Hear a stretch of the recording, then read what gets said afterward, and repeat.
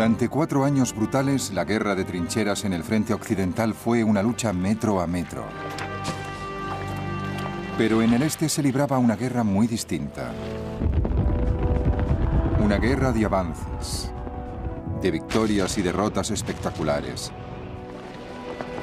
de marchas de ejércitos enormes, de terrenos que requerían todo tipo de medios de transporte, desde camellos a esquís. En esta guerra se destruyó un gran imperio, el austrohúngaro.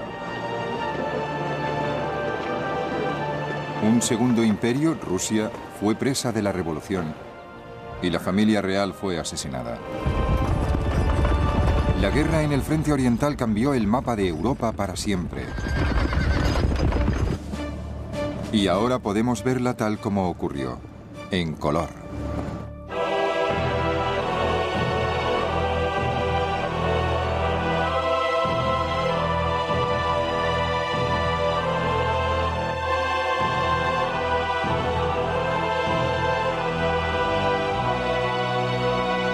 Primera Guerra Mundial en color. Caos en el frente oriental.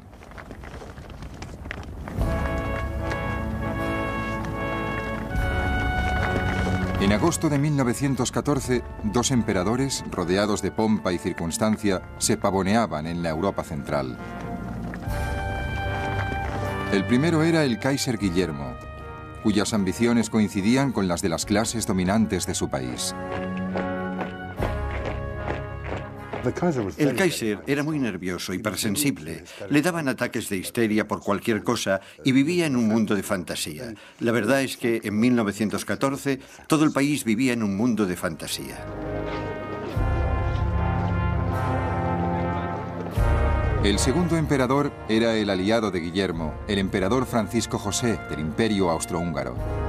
Era un autócrata reaccionario que presidía una corte desgarrada por las intrigas y las divisiones internas. Estos 2 emperadores de los poderes centrales tenían como oponente en el este a un tercer emperador, el zar Nicolás II de Rusia.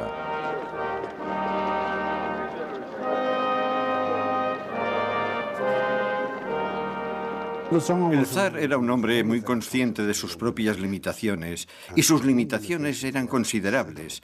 Y no era como el Kaiser, que se ponía histérico. Era mucho más feliz viviendo como una especie de terrateniente campesino. No tenía ansias guerreras en absoluto.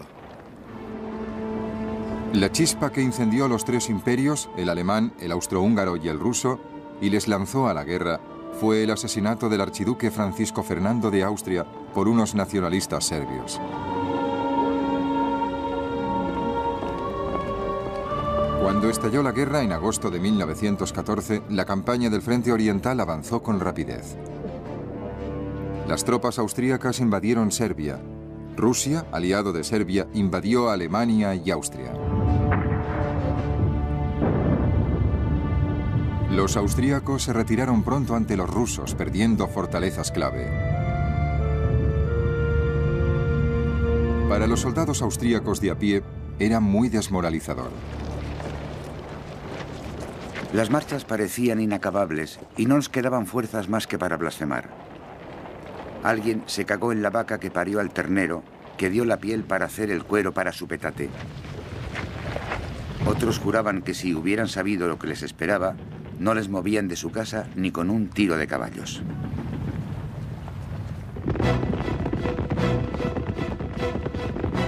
El ejército ruso aplastó a los austríacos, pero sufrió un grave revés contra los alemanes.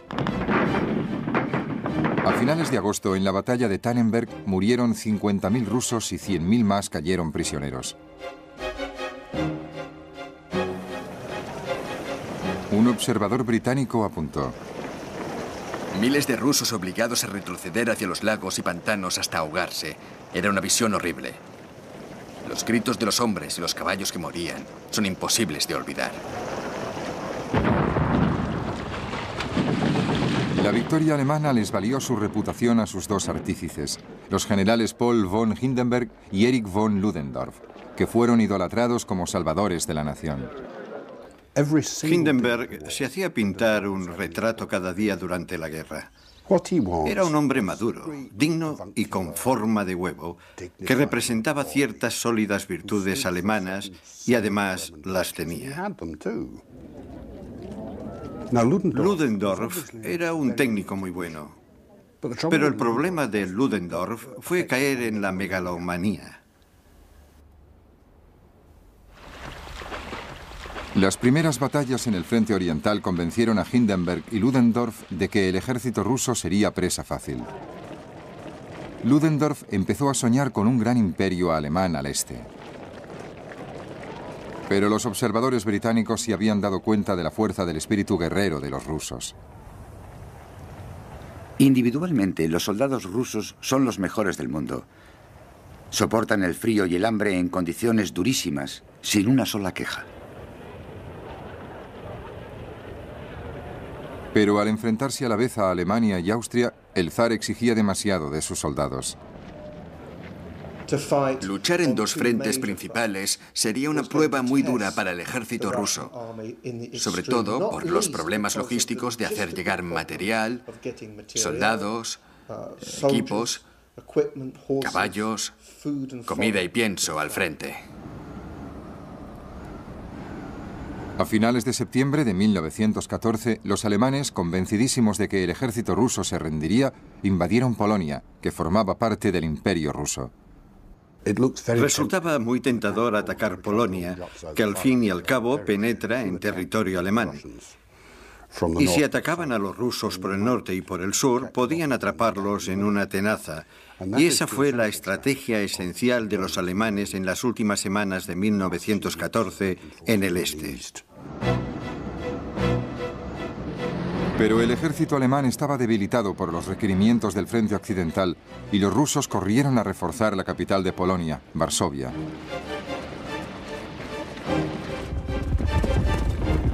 Hindenburg y Ludendorff ordenaron a sus tropas que corrieran hacia el Vístula, río que tenían que cruzar para llegar a la capital polaca. El esfuerzo al que estaban sometidas nuestras tropas durante el avance fue enorme. Las rutas eran puro barro y el tiempo era pésimo. A pesar de las condiciones, había que realizar marchas diarias de 30 kilómetros o más si queríamos atrapar al enemigo. Los alemanes cruzaron el Vístula el 9 de octubre y se acercaron a Varsovia.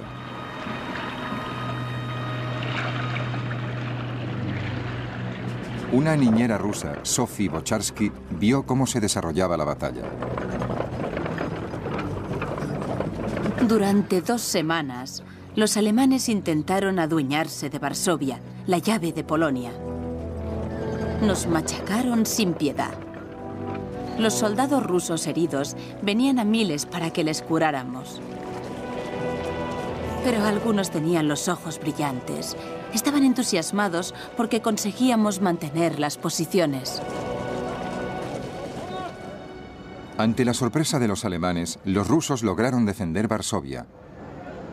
Al retirarse el ejército alemán, los rusos, manteniendo aquella sorprendente guerra de grandes avances, volvieron a atacar. Los alemanes, como respuesta, enviaron tropas nuevas a Polonia para interceptar el avance ruso. El resultado en noviembre fue el último gran enfrentamiento en el frente oriental en 1914, la batalla de Lodz. Los rusos fueron vencidos en Lodz. 150.000 hombres cayeron prisioneros. Pero los alemanes también sufrieron, con 130.000 bajas. Los comandantes alemanes comprendieron que sus homólogos rusos no tenían escrúpulos en perder un número ilimitado de hombres en cada batalla. Pero ¿cuánto podía durar esta sangría? A pesar de sus pérdidas tremendas, no hay duda de que los rusos retomarían la ofensiva y la seguirían durante algún tiempo. Tenían soldados de sobra, pero los arriesgaban de una forma insensata. Y esa táctica no les llevaría a la victoria, ni siquiera contra un frente tan poco nutrido como el nuestro. A finales de 1914, la cifra de 1.800.000 rusos que habían caído muertos, heridos o prisioneros era espantosa.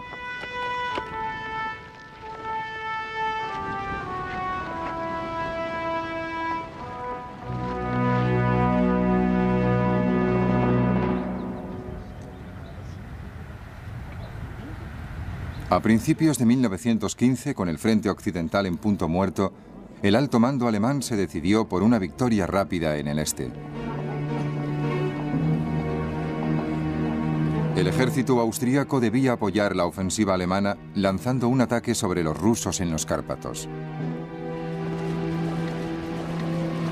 La batalla se convirtió en un desastre para los soldados austríacos, hundidos en el frío y en la gruesa capa de nieve.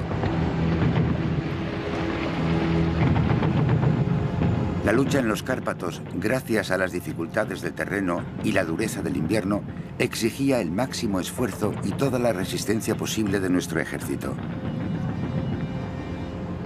Los que no han tomado parte en ella no tienen ni idea de lo que es capaz un ser humano.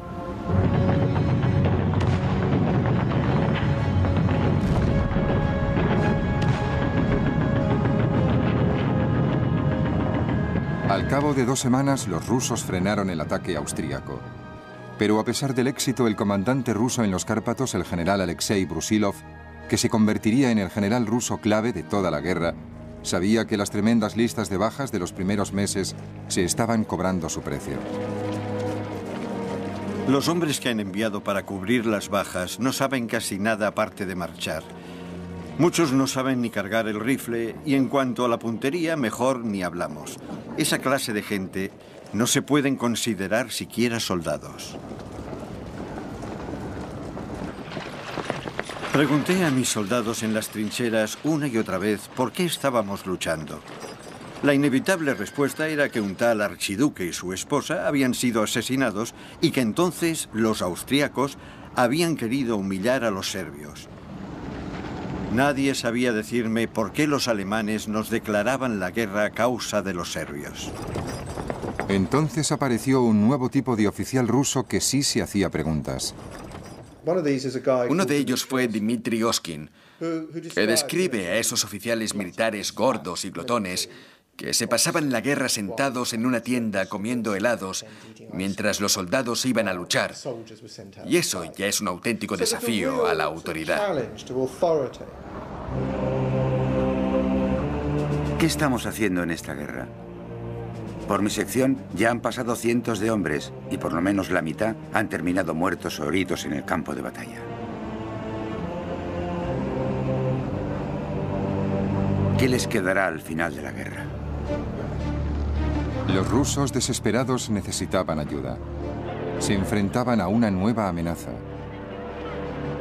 En octubre de 1914, Turquía había entrado en guerra como aliado de Alemania. El sultán Enver Pasha, hombre de cierta edad, creyó que participaría en una victoria rápida.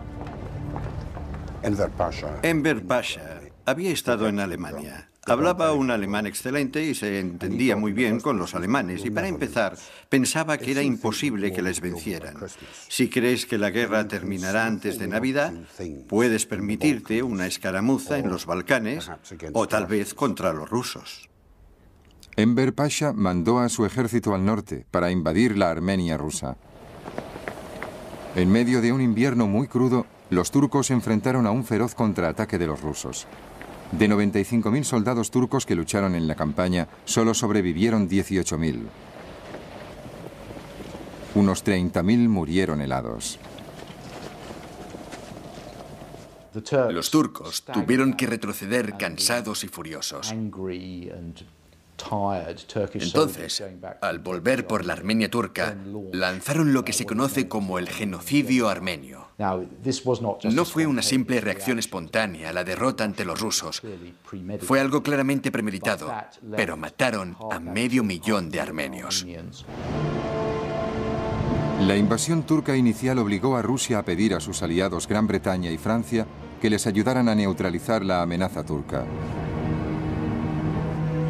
Mientras tanto, Winston Churchill, Lord I del Almirantazgo, planeaba la expedición aliada a los Dardanelos. Su gran sueño era que se pudiera ganar la guerra atacando a Alemania y sus aliados por el flanco más débil.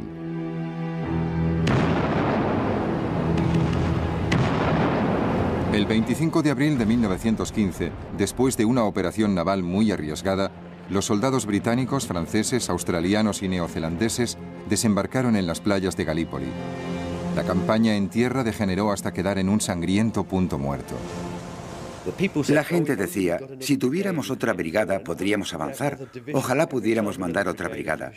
Pero cada vez que se mandaba otra brigada, otra división, los turcos les detenían trayendo otra división y otra división y otra.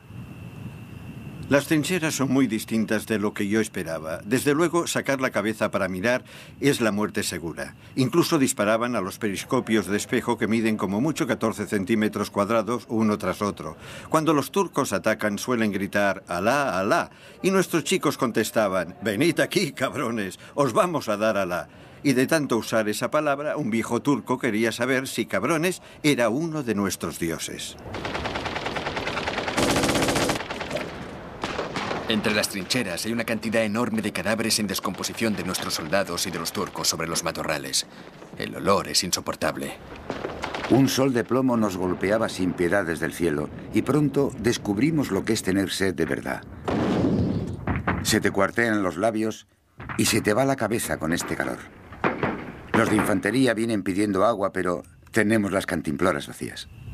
Durante toda la noche llegan heridos arrastrándose, contando todo sobre los muertos que han visto ahí fuera. El ataque ha sido un fracaso total. Últimamente, todos lo son. Fue una campaña soberbia y romántica. Ya conoces ese punto de vista, pero escondía un sufrimiento tremendo para los soldados aliados y para los turcos. Hubo una epidemia de disentería que causó más bajas que cualquier otra cosa. La gente moría en las letrinas. Era horrible y no servía para nada. Toda la campaña fue un fracaso absoluto. Por fin, en enero de 1916, los aliados se retiraron. Habían sufrido más de 250.000 de bajas. Los turcos habían logrado una victoria famosa, pero su triunfo en Galípoli quedaría pronto eclipsado por la derrota en el norte. A principios de 1916, las tropas rusas se dirigieron hacia las montañas del Cáucaso para atacar la Armenia turca. Capturaron fortalezas turcas vitales. Turquía nunca volvería a amenazar a Rusia. Y además, las perspectivas eran favorables a los rusos y sus aliados franceses y británicos por otro motivo. En mayo de 1915, Italia entró en la guerra a favor del bando aliado, tentada por la oportunidad de ganar territorio austrohúngaro, sobre todo la región montañosa del Tirol.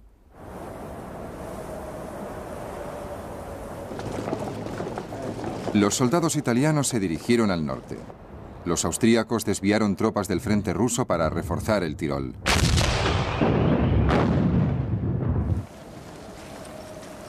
Se declaró la primera guerra sobre esquís.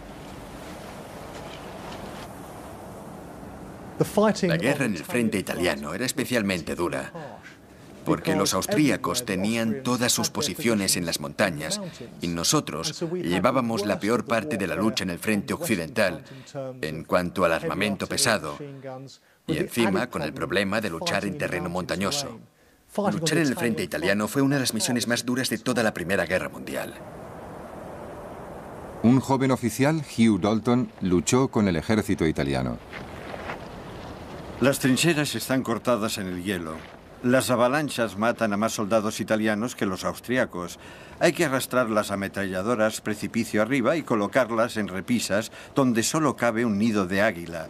Hay que hacer cambios de guardia cada 10 minutos debido al frío intenso. Y los batallones de Alpini atacan por pendientes de nieve sobre sus esquís a 50 kilómetros por hora. Subíamos la pendiente de las rocas por un sendero muy estrecho. Sobre nosotros un pico llenaba el cielo. A nuestros pies, las suaves vegas casi verticales parecían esperar a que alguien rodara pendiente abajo. Durante la noche se congelaba todo. Las botas, la tinta del bolígrafo, hasta la espuma se congelaba en la cara antes de que pudieras afeitarte. Durante los siguientes 2 años y medio, la lucha en las montañas se mantuvo en punto muerto. En el verano de 1915, Alemania y Austria volvieron a poner sus ojos en Varsovia, la capital de Polonia, controlada por Rusia. 14 divisiones con un total de 250.000 hombres se dirigieron al este.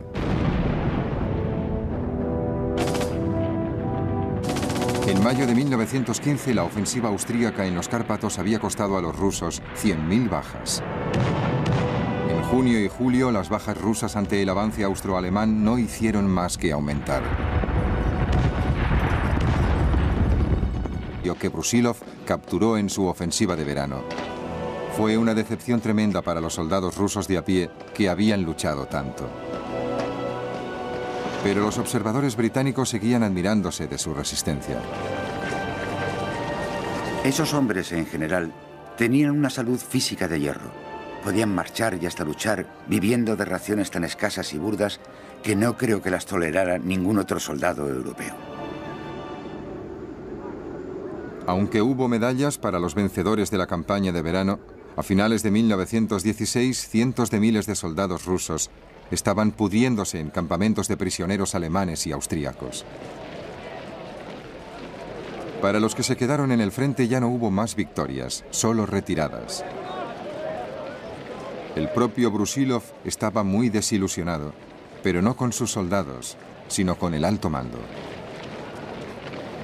Yo diría solamente que mis ejércitos, que en 1916 habían hecho milagros de valentía y dedicación sincera a Rusia y a su deber, vieron como todas sus proezas militares quedaban en nada por culpa de lo que consideraron una falta de inteligencia y de decisión del mando supremo. Algunos políticos empezaron a compartir el punto de vista de Brusilov.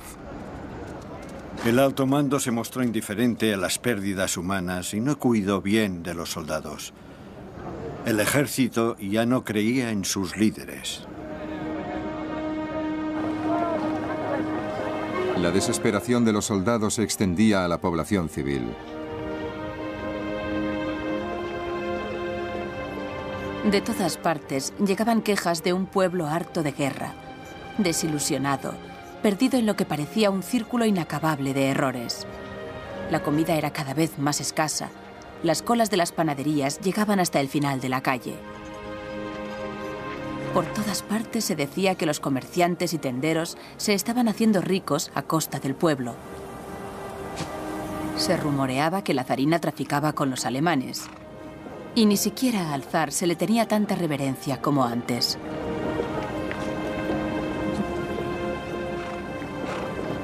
Esa gran Rusia, que podía alimentar al mundo, sufría escasez de comida y de otros productos también. Había escasez de todo en Rusia. De comida, de ropa, de botas, de petróleo, de parafina. Pronto llegará la hambruna. Te aconsejo que compres 10 libras de pan y lo escondas. En los suburbios de Petrogrado se ven mujeres bien vestidas pidiendo limosna por las calles. Hace mucho frío. La gente no tiene nada para quemar en las estufas.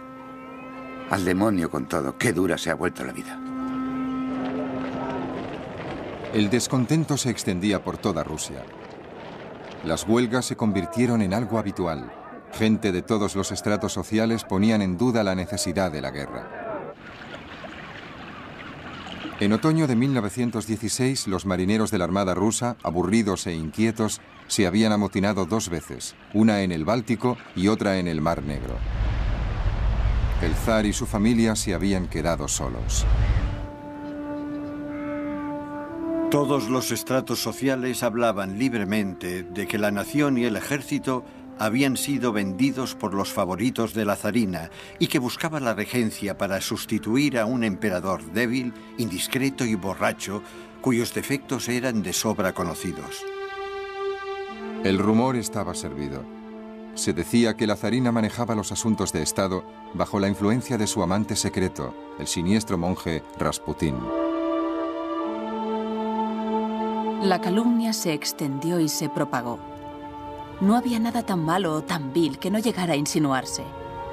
Los poderes oscuros tras el trono, la influencia alemana en la corte, la sospecha de una paz firmada traicioneramente, el poder de Rasputín, historias infames sobre la zarina. A finales de 1916, intentaron proyectar una imagen positiva de la zarina, mostrándola como enfermera en el Palacio de Invierno. Pero lo que no habían previsto es que la imagen de las enfermeras había cambiado, porque toda una partida de uniformes de enfermera había caído en manos de las prostitutas de Petrogrado. No se dieron cuenta de que las imágenes de la zarina vestida de enfermera tendrían justamente el efecto contrario al que pretendían. La presentaron vestida de enfermera y solo lograron reforzar todos esos rumores sobre sus juegos sexuales con Rasputín.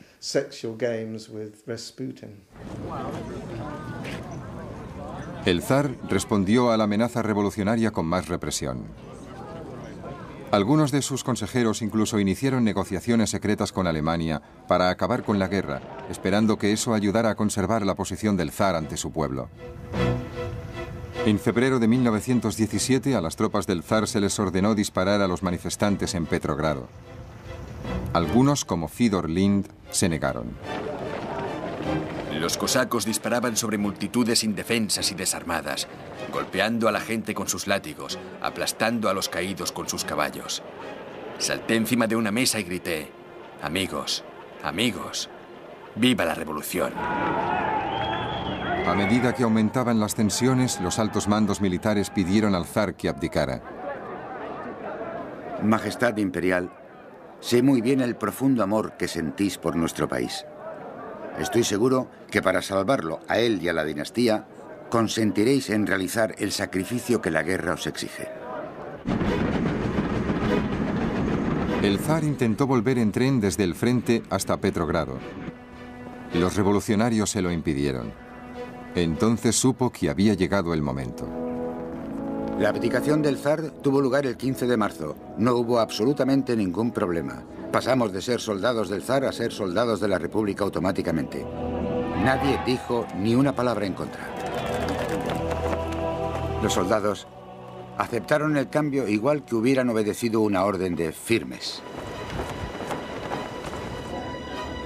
Un gobierno provisional se hizo cargo del Estado. Los soldados y los civiles lo celebraron. Sonó una campanada corta desde la catedral y luego otra y otra más. Las campanadas eran cada vez más rápidas y pronto las campanas de las iglesias exteriores empezaron a sonar. Se encendieron luces en todas las calles se llenaron de gente, las puertas de muchas casas estaban abiertas, la gente abrazaba llorando a los desconocidos. Alexander Kerensky, que sería luego primer ministro por poco tiempo, fue nombrado ministro de guerra. Nombró al general Brusilov comandante en jefe del ejército ruso. Juntos esperaban devolver la confianza al país con una nueva ofensiva militar contra su enemigo más débil, los austríacos. El ataque se lanzó el 1 de julio de 1917, pero pronto quedó claro que las tropas no querían seguir combatiendo. Al cabo de una semana, los generales vieron que se estaba gestando un motín. Cuando les pregunté qué querían, dijeron que no querían luchar más y pidieron que les dejaran volver a casa para compartir la tierra que sus compatriotas habían tomado a los terratenientes y vivir en libertad. Y cuando les pregunté qué sería de la gran madre Rusia, contestaron que no era asunto suyo lo que pasara con el Estado. Al cabo de 3 años de luchar y sufrir, los soldados rusos estaban hartos. En esa guerra la ventaja había cambiado de bando constantemente, pero al fin no fue el hundimiento militar, sino el político el que decidió el resultado.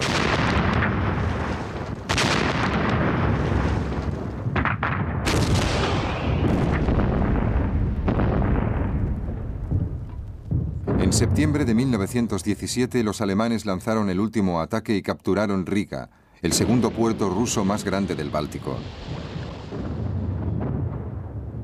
Ahora podían sentarse a mirar cómo Rusia se destrozaba en luchas internas. Vladimir Ilich Ulyanov, más conocido como Lenin, estaba esperando el momento para atacar. Un movimiento en falso lo estropearía todo. No hay que anticipar acontecimientos. El tiempo está de nuestra parte.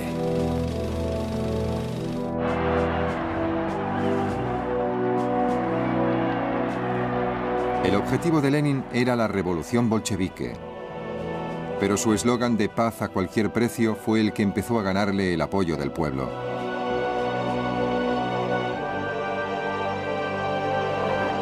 A finales de 1917, un segundo gobierno provisional intentaba traer el orden a Rusia.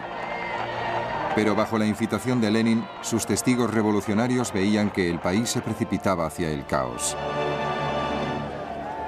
Esto ya no es una capital, es un nido de ratas. Nadie trabaja. Las calles están muy sucias. Hay montones de basura apestosa en los patios. Me duele reconocer lo mal que está todo. La gente se vuelve perezosa y cobarde y muestra todos los instintos criminales contra los que he luchado durante mi vida y que ahora están destruyendo Rusia. Los socialistas han sembrado el viento y Rusia recogerá las tempestades. La situación económica de Rusia es tal que frases como "al borde de la ruina" son habituales. Los revolucionarios extranjeros, como el norteamericano John Reed, veían cómo se acercaba su momento. Por un lado estaba la prensa monárquica incitando la represión sangrienta. Por el otro, la voz de Lenin rugiendo "insurrección". No podemos esperar más. Cada día, el gobierno parece más indefenso. Trabajadores armados patrullan las calles por las noches, peleando con los delincuentes y requisando las armas que encuentran. En noviembre de 1917, la revolución, glorificada más tarde en las películas rusas, era inminente.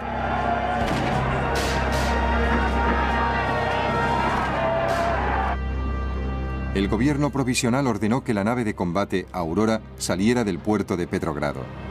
Temían que los marinos revolucionarios volvieran sus cañones contra la sede del gobierno. Un vehículo blindado se paseaba lentamente arriba y abajo con las sirenas ululando. En todas las esquinas y espacios abiertos se reunían grupos de gente. Las masas iban y venían sin parar. El 7 de noviembre, a la señal de los cañones de la Aurora, los revolucionarios atacaron el Palacio de Invierno.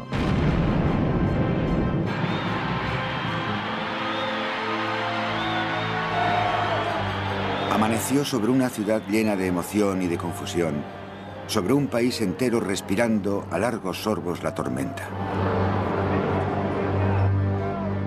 Al cabo de pocos días, la revolución se extendió hasta Moscú. Los comités de soldados rusos iniciaron las negociaciones de paz con Alemania. En diciembre de 1917 entró en vigor un armisticio en el frente oriental. En más de 3 brutales años de guerra, habían muerto 2.300.000 rusos y otros 5 millones habían sido heridos. Con todos sus fallos y sus problemas, el ejército ruso imperial había mantenido a raya hasta el final 160 divisiones alemanas y austríacas, que ahora quedaban libres para atacar otros frentes. El efecto de este armisticio en el bando aliado fue devastador.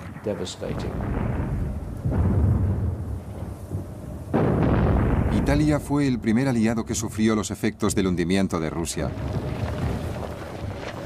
A finales de octubre, los ejércitos austríaco y alemán atacaron en las montañas del noroeste de Italia.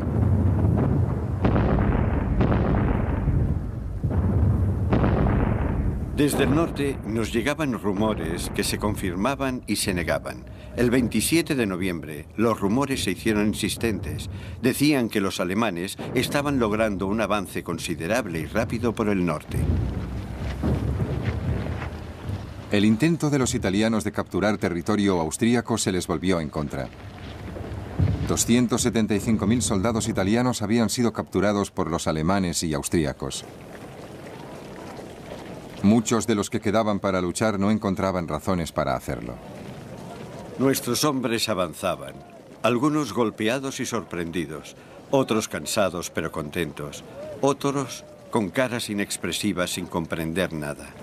Pero en las caras de algunos leí que eran conscientes de la tremenda tragedia de la que formábamos una pequeña parte.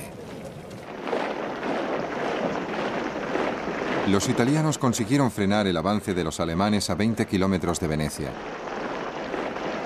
Los británicos y franceses tuvieron que enviar tropas de apoyo. A finales de 1917, las perspectivas para los aliados eran muy malas en todas partes.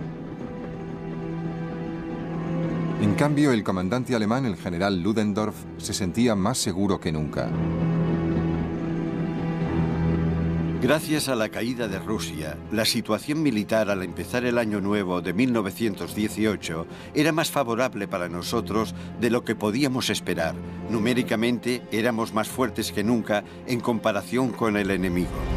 Solo quedaba una esperanza para los aliados: los Estados Unidos de América. El 6 de abril de 1917, el presidente de los Estados Unidos, Woodrow Wilson, había declarado la guerra a Alemania. Los británicos recibieron a sus nuevos aliados como salvadores. Mi sueño siempre ha sido que los dos países de habla inglesa se unieran algún día en una gran causa. Y hoy mi sueño se ha hecho realidad. La raza anglosajona debe salvar a la civilización. En el verano de 1917 llegaron las primeras tropas norteamericanas a Europa. Parecían más grandes que los hombres normales. Sus figuras altas y erguidas contrastaban vivamente con los pelotones de reclutas pálidos a los que nos habíamos acostumbrado. Parecían soldados del cielo. ¿Se había logrado reunir un regimiento más de nuestros ya explotados dominios de ultramar?, me pregunté. Entonces oí una exclamación: ¡Mirad, mirad! ¡Ya vienen los americanos! Primero, a los soldados norteamericanos nos llamaban pastosos, luego nos llamaron caraperros. De dónde salió lo de pastosos es un misterio. Caraperro sí se entendía. Decían que nos llamaban así porque llevábamos placas de perro, dormíamos en casetas, gruñíamos al ver la comida e intentábamos ligarnos a todas las mujeres que veíamos. Para muchos de los primeros norteamericanos, la instrucción en el frente occidental fue un choque cultural. Aquí está una lista de lo que más odiaban. Nuestros oficiales van a la cabeza de la lista, porque no nos sirven para nada. Son caprichosos, arrogantes y tozudos. En segundo lugar, el tiempo. En tercer lugar, las mulas. En cuarto lugar, esta ropa que traspasa. Tenemos los pies siempre mojados. En quinto lugar, los piojos. En sexto lugar, las latas de carne con patatas. La nostalgia de nuestro país va en séptimo lugar, porque la mayoría nunca habíamos salido de casa y estamos tan necesitados de afecto femenino que es algo tremendo. Y en último lugar están los alemanes, porque si no fuera por ellos, podríamos irnos a casa. El comandante en jefe de la Fuerza Norteamericana Expedicionaria, el general John J. Pershing, tenía que endurecer a estos reclutas para la batalla. La guerra mundial implicaba movimientos de masas. Una cosa era reclutar a 1 o 2 millones de hombres para el ejército y otra convertirlos en un ejército organizado e instruido, capaz de enfrentarse y resistir en la batalla a las fuerzas mejor preparadas de Europa, que ya tenían 3 años de experiencia de guerra acreditados. Cuando los norteamericanos empezaron a pelear, recordaban mucho a los británicos de 1916 en el Somme. Eran entusiastas y tenían la moral muy alta, pero tenían mucho que aprender. Y aprendieron muy rápido en batallas muy sangrientas. Los norteamericanos vieron su primera batalla en junio de 1917. Recuerdo que a la luz del alba vi a los primeros muertos norteamericanos. Para entonces, por desgracia, ya no me afectaba la visión de nuestros propios muertos, pero aquellos, no sé por qué, me conmovieron. Estaban tan nuevos y elegantes con los pantalones largos, también simbolizaban la esperanza de los aliados cara al futuro.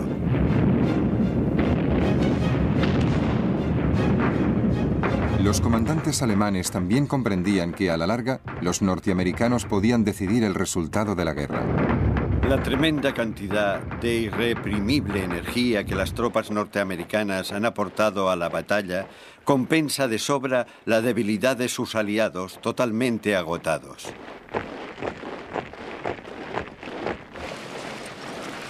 Con los norteamericanos a la vista, Ludendorff empezó a pensar que Alemania debía arriesgarse y acabar pronto la guerra. Mientras planeaba una victoria decisiva en 1918, Muchos en el bando aliado creían que la guerra en el frente occidental seguiría durante varios años más. Pocos imaginaban lo rápido que cambiarían las cosas.